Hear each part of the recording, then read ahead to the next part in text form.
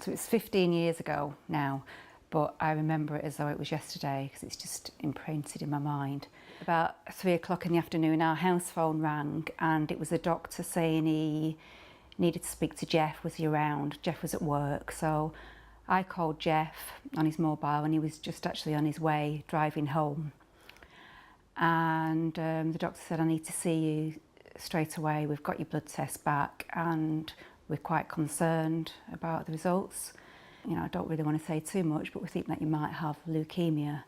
At the time I had retail shops in Birmingham in the mailbox and one in Maryhill, and I was going in between the two, and I was just driving along the Bristol Road outside a pub called the Soak in Sellyoak, and I was just imagining my nephew being there because he was in his first year at university having a few pints, and then the phone went and he says, I think you may have a form of leukemia. And that just hit me. I just, you know, what I was thinking, that we had bad news with my father when in 1993, and he went pretty quickly. And you start thinking about how long you've got left very quickly. I was thinking about Julie and the girls, and it's just a massive shock. You have everything going through your mind and you have nothing going through your mind as well. You know, it's like you're just in a daze, just can't believe what's going on. Time stands still when you have that diagnosis and you just think, oh, what's going on, what's going to happen now?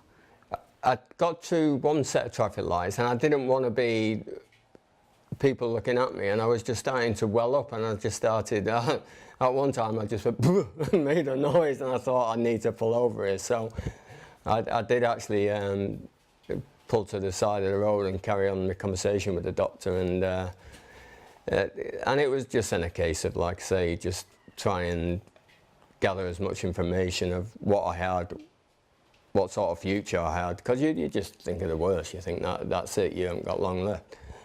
And then you're concerned about the girls, you know, about them, don't want to upset them. We're obviously upset.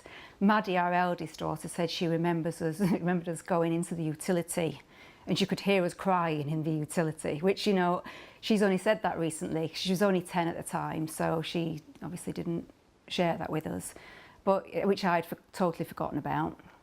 And then ringing family, Geoff had to call my mum and dad to tell them because I couldn't speak. So just, yeah, just a very, very strange, surreal time. Back in 2003 when I was diagnosed, chronic myeloid leukemia, there wasn't a cure.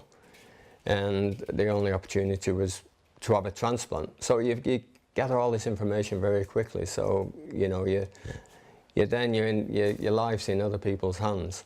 And I'm very fortunate.